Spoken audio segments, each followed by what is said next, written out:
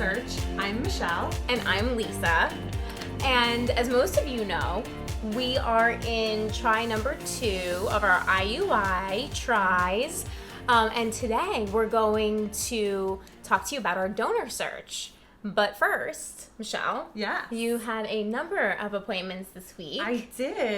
You want to tell us a little bit about what went on? Absolutely. So since we last filmed, everyone knew that next steps for us were to talk to the endocrinologist, were to meet with Alyssa from My Custom Nutrition, and for me to start acupuncture. So all those things happened. Spoke to the endocrinologist on Thursday. She was awesome, new doctor. She's already increased me to 75 micrograms of Synthroid, so that's been great. And that's for your thyroid? That's for my thyroid, absolutely. Thank you, Lisa, for clarifying. Same day, I went and met with Alyssa from My Custom Nutrition. She also gave me another supplement called ThyroCNV to help with the Synthroid absorption and the conversion to T4. I don't know all the details, but I know it's supposed to help, and she increased my vitamin D significantly. So hopefully, fingers crossed, all those things really help. And then finally, I went back to acupuncture. I saw Dimitri at Oak Point. Super great to see him. It was an amazing session. I felt so relaxed after. The benefits of acupuncture is something we can get into in another episode, but I feel really positive about it. And I have to say, overall, I feel good about try number 2. I'm excited, and I think I'll be a lot more relaxed next week. I think the acupuncture will help. Mm-hmm.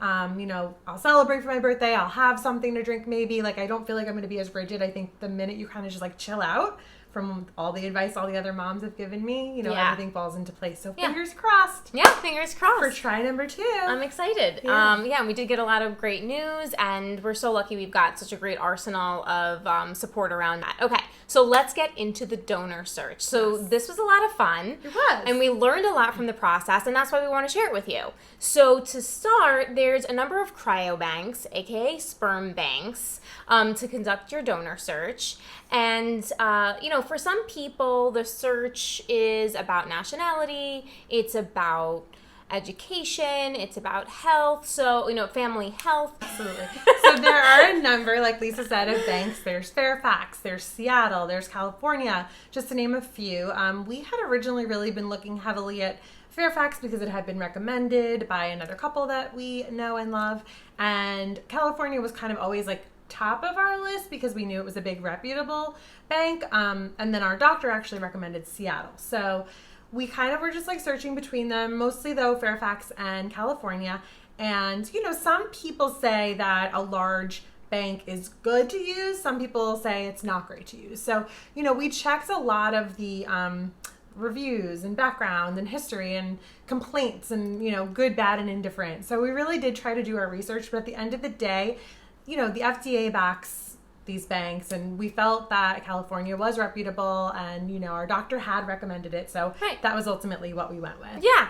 And so we had a mix of personal preferences, as well as medically related musts in finding our donor. And one of the most important medically related musts is the donor CMV? That's C as in cat, M as in Mary, V as in Victor. Wow, Lisa has been on way too many work calls. Positive or negative. Now, just a quick overview. CMV is a virus that people can get at any point in time. We don't quite understand how. Yeah, there is really no, and all the symptoms are of a typical virus. It's kind of similar, I think, to Epstein-Barr. You could not even know you have it. It's super weird. But what happens is, if you do transmit it, it stays in your body forever. So you have these, I guess, antibodies? So it comes up if you have IgG or IgM, if your antibodies are old or if they're current, if the virus has been in your system recently or not recently. Right. Some people are IgG positive and IgM negative. Whatever it is. Wow, we couldn't have planned that if we tried. Whatever it is, you need to know if you are CMV positive or negative, and that makes a difference on what kind of donor you choose. So we wanted to use the same donor for both of our carries, plural. So Michelle is CMV positive, and I am CMV negative, which means that we need to find a donor that's CMV negative, because of the way the sperm is transmitted to a mom in IUI. The virus cannot be, the body doesn't hold back the virus from getting into the uterus. Yeah, exactly. There's like if your husband was CMV positive and you were CMV negative, and somehow during intercourse it washes it like away. Yeah, it's like the body does this weird thing. Yeah. So anyhow, so again, not experts, not pros. Talk to your doctor. Not clinicians. Yeah. But this is a fact that we've been told. Yes. And so if a mother contracts CMV while pregnant, it puts the baby and the mother at very, very high risk. Very dangerous situation. So that was a huge thing for us, and it narrowed our search results down by a lot. Narrowed our search results down by a ton, and it was kind of frustrating. And I kept being like, damn, I think at one point the doctor was like, can we just get like a cat to scratch Lisa? Which I didn't know you could get CMV from a cat scratch. I don't know. If that's even true. It was just a matter of like, enough is enough. So we looked high and low for this CMV negative Italian donor, which we'll get to that. Right. But one of the things you look for as well is reported pregnancies. So, we have other couples, same-sex couples who have done this, and they advised, if you see a donor that doesn't have pregnancies, be wary. Mm-hmm. So, we took a chance. Our donor was brand new. He had no reported pregnancies, but he had everything else we were looking for, which we'll get into what and why. But we took a chance, and we have continuously stalked his profile. Yes. And it turned out, I think, right before our first try in July, it was like, boom, reported pregnancies, yes. So we knew the stuff was good. Yeah. And also the cryobank tests it before releasing it out, to patients to purchase, to make sure that it has power. It has power. It has power. As my family would say.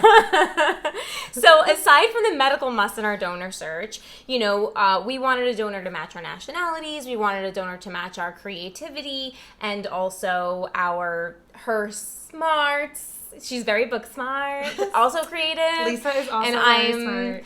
I am less book smart, but also very creative. Anyway, so we also, I'm full Italian. Michelle is Italian, Irish, and German, and some other things that came up on Ancestry.com. But mostly Italian. Yeah. We wanted a family with a relatively clean bill of health, and also family-wise.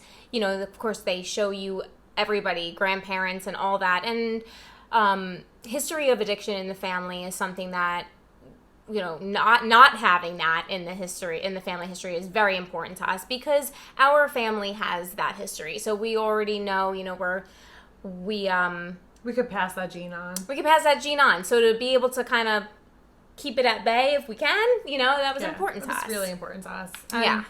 It's so crazy to think about how when men go into this process, like, they literally have to put their entire history, family history, siblings, aunts, uncles. And if someone actually goes through it, to me, it's like, what an amazing person for, like, doing that. Like, they're not going to just, like, flub it. Like, the details people put is crazy. And that's something else we looked at, right? We looked at, like, how detailed did they get? Did it look like they just checked all no's? Because that we didn't really trust. Right. But if someone went into it a little bit more and was like, random something on my third uncle's side, I was like, okay, you took the time to do this. Yeah. This guy. He's the one who did the whole group project by himself. Right. Exactly. And, an anonymous donor was something that was important to us as well. Yeah. We got a lot of offers from regular people that we know. Appreciate it. But we wanted an anonymous donor. More on that later. Absolutely. Yeah. So for months and months and months and longer, we searched and searched and searched. And finally, on that fateful day, a CMV negative, Italian and Irish, 6'2", really brainy actor popped up on our feed. Actor and musician. Right. Exactly. So, and not to mention, we got to see the baby pictures. There was actual resemblance. That was so cool. To our family, which was crazy. And he opted in for adult photos. Mm-hmm. So we were able to see the handsome man that he grew into. Mm-hmm. And it just all felt right. And literally, like, there's one thing he didn't have. He didn't have the full anonymity. He had something called ID disclosure. We really didn't even give it a second thought. Because, in this day and age, so many people, the world of the internet, right? Right. Like, they want to know where they come from. Mm-hmm. And so, originally we had said, like, we'll keep it a secret. Not a secret, but, we won't necessarily have that involvement in our family.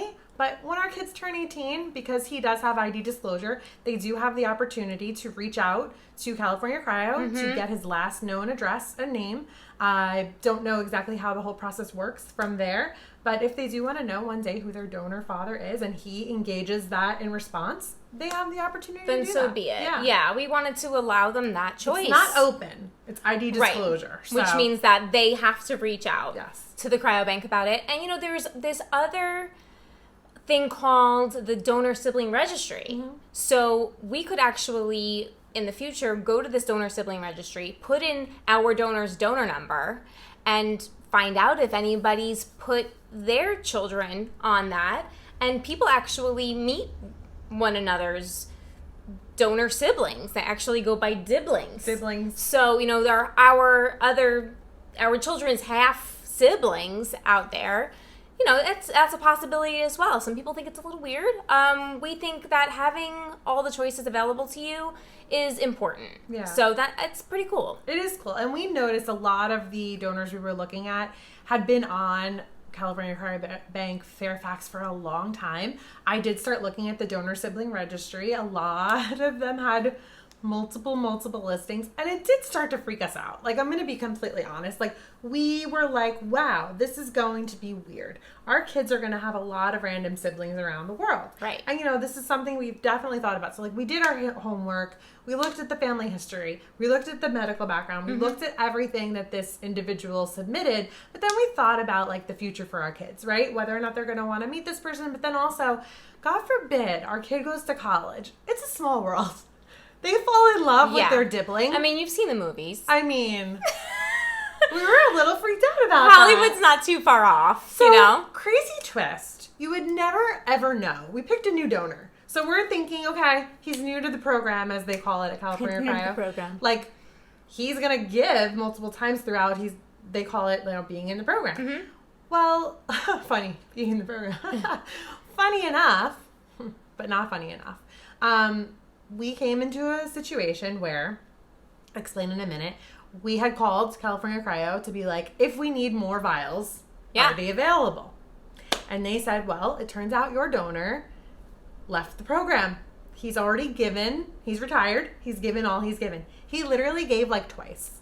Literally twice. Which isn't a lot. It's not a lot. When we made our purchase, I think he had 23 vials, of which we purchased 8 of them. Right. So it left very few. And you heard me say that for a while there was no reported pregnancies. Right. So honestly, it doesn't look like, and God willing, this donor works for us and we get pregnant, me and Lisa, over our next, few years of trying. And our kids are actually not going to have a They're ton probably of going donor to have siblings. a small extended family. Right. Which is really interesting to think about. And that kind of brings us to how many vials should you buy? Now, that all depends. Do you both want to carry? How many children do you want to have? How much money do you have to spend on it? And will you buy it all at once? So, and do you want all of your children to have the same donor? Your doctor can also help you figure out how many vials you need based on all of these things. Now, we wanted our children to have the same donor father, and we both want to carry right now, 2. We would like to have 2 children each. We don't both want to carry right now. Yeah, what I mean is we would like to each have 2 children. Right. So, however that works out, that would be great. And that may change. It definitely might. Yeah.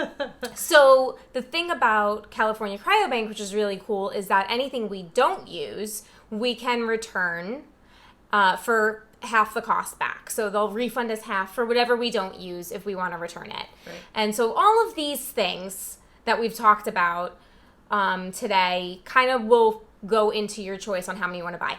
We were torn between 8 and 10. Yeah. Our doctor felt confident about 8, so we bought 8. And as you know, in the last episode, we talked to you about the bum vial. Dun, dun, dun. So, I do wish we bought 10.